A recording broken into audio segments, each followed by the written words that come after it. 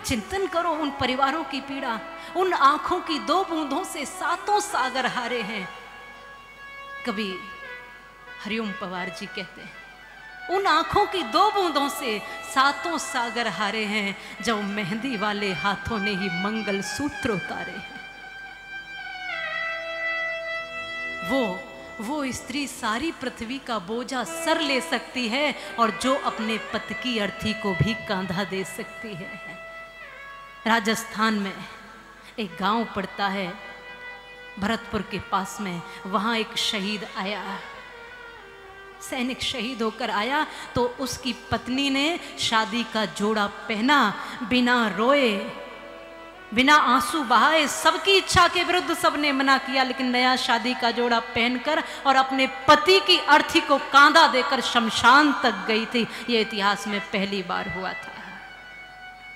वो स्त्री क्यों नहीं जाती शमशान तक? क्योंकि स्त्री कमजोर है, इसलिए वो वहां पर सहन नहीं कर पाएगी, इसलिए उसको देहली तक रखते हैं। लेकिन इसने कहा कि मैं शहीद की पत्नी हूं, मुझे कमजोर न समझना, मैं इतनी शक्ति रखती हूं कि मैं अपने पति की अर्थी को कांधा दे सकती हूं। वो स्त्री सारी पृथ्वी का बोझा सर ले सकती है, जो अपने पति की अर्थी को भी कांधा दे सकती है। और जब बेटे की अर्थी आई होगी सूने आंगन में, शायद दूध उतर आया हो बूढ़ी माँ के दामन में। क्या बीतती होगी उन बूढ़े माँ बाप पर। हम राष्ट्र की बात सुनना पसंद नहीं करते, और कुछ लोग हैं जो हंसते हंसते इस मिट्टी में मिल जाया करते हैं इसकी शान के लिए। क्या वही इस देश में रहते हैं?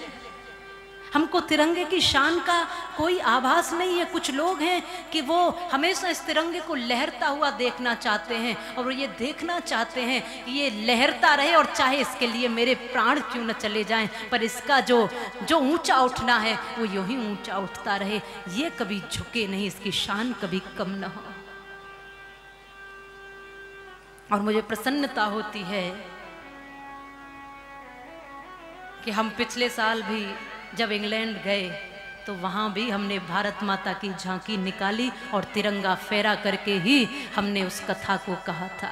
और इस वर्ष भी सितंबर में श्रीमद् भागवत कथा है, लेकिन उसके साथ भारत गाथा भी है। उसी इंग्लैंड की धरती पर उसी तिरंगे के साथ मुझे माँ भारती का आशीर्वाद प्राप्त हुआ है, और ये मेरे लिए गौरव से कई जन्म जी लेने वाली स्थिति है, क्योंकि इसको वही जानता है जो माँ भारती को अपने दिल में बिठाता है। इसको वही जान सकता है जो इसमें जीता है। ये जब तिरंगा लहराता है ना, तो हृदय इतना गदगद होता है, और हमको ये पूरा विश्वास है, इतना तो हम कह सकते हैं, माँ भारती की गाथा कहने का अवसर अगर मिला है तो इतना कह सकते हैं कि जैसे समुद्र पर सेतु बनाने में गिलहरी की भूमिका, गिलहरी ने अपनी एक छोटी सी भूमिका निभाई थी सभी बानरों के साथ। इस राष्ट्र की स्वतंत्रता या इस राष्ट्र की आबरू को बढ़ाने में कभी न कभी हमने भी एक गिलहरी की भूमिका तो निभाई होगी,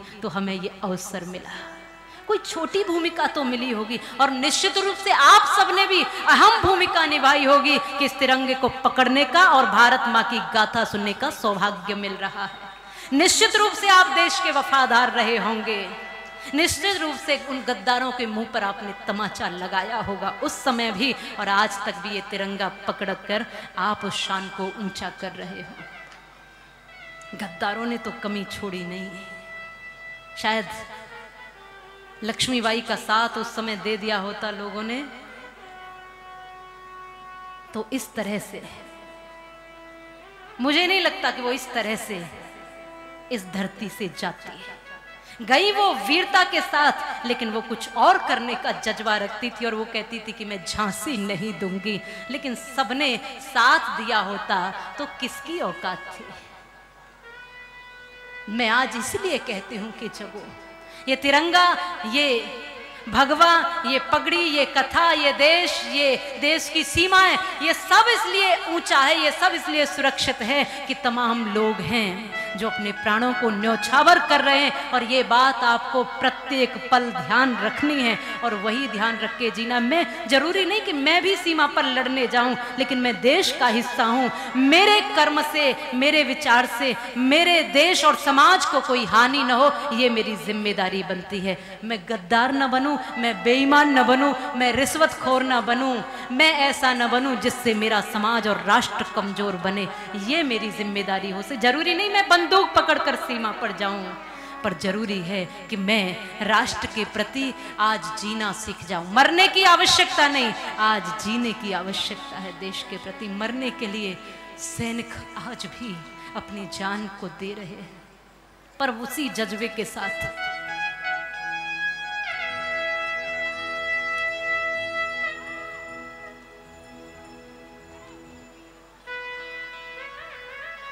सैनिक क्या इच्छा रखता है? साथी मेरे घर जाकर तुम सारा हाल बता देना। तलवारों पर भी अपने सर को रख देता है, प्राण दे देता है और कहता है मरते हुए कि साथी मेरे घर जाकर तुम सारा हाल बता देना और मेरी माटी के फूलों को सीमा पर बिखरा देना। मैं जीते जी भी रक्षा करूं और मरने के बाद भी मैं इस मिट्टी में मिल जाऊं।